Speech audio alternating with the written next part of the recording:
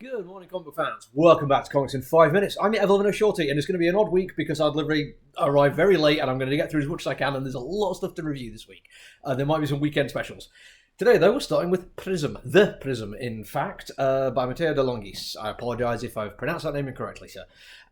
It's one that I'd ordered just the one of spare just to see how it goes, because I like the art style for it, and the art is going to be a big part of what we're talking about here, so let's crack straight on with it. It is a beautiful book.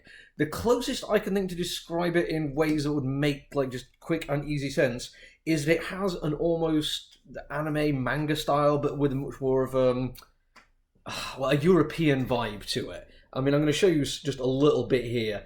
And it's not just the art style that makes me think that. There's also a certain sense of anime shonen style to the storytelling at certain points. But back to the art for now, because it is absolutely spectacular. It does a lot of things I absolutely love. First off, it's got some absolutely gorgeously lush colouring. Reminds me of Simone de Mayo from We Only Find Them When They're Dead. But unlike their work, this is a little bit more subtle at times.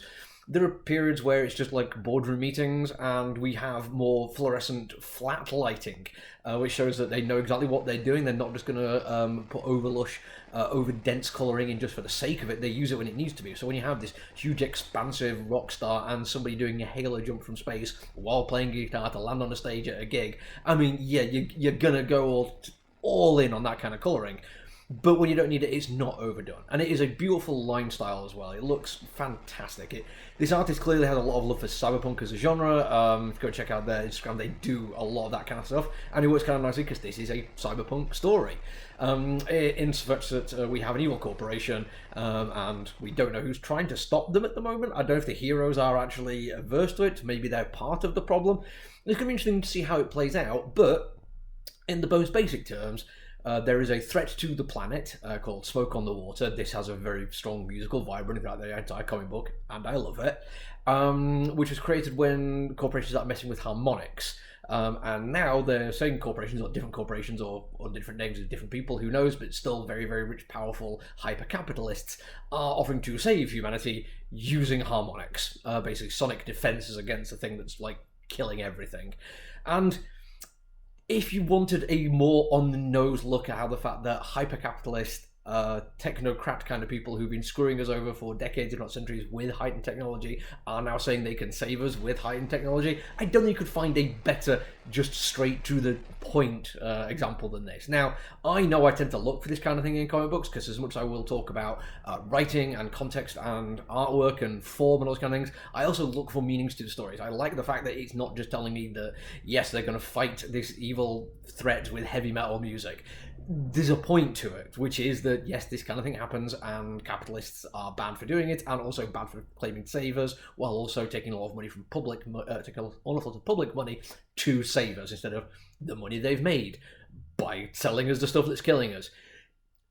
I'm not saying everyone will get the same experience of that story from me. I think it's there, but I think you can also enjoy it for a really cool OTT cyberpunk music extravaganza.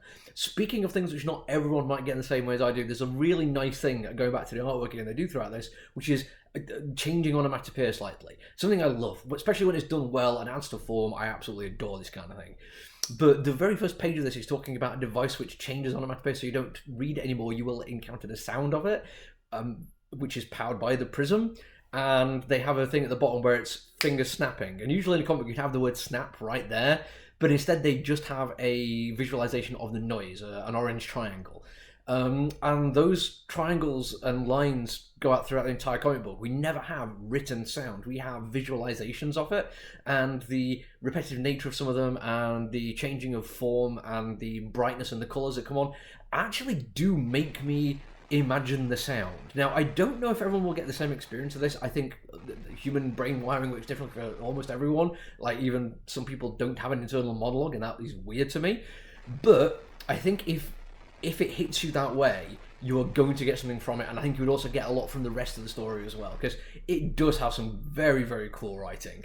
It is big and bombastic and over the top, and it is full of evil things and subtle plot lines going on in the background and subterfuge and unknown answers, and it leaves it open, but it certainly makes me want more, and I am totally going to go back and carry on reading it. It is fantastic. I thoroughly enjoyed it.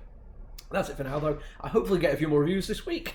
Maybe some extra ones even, because there's a lot to review. Until I see you again, look after each other, everyone. Stay safe. Bye.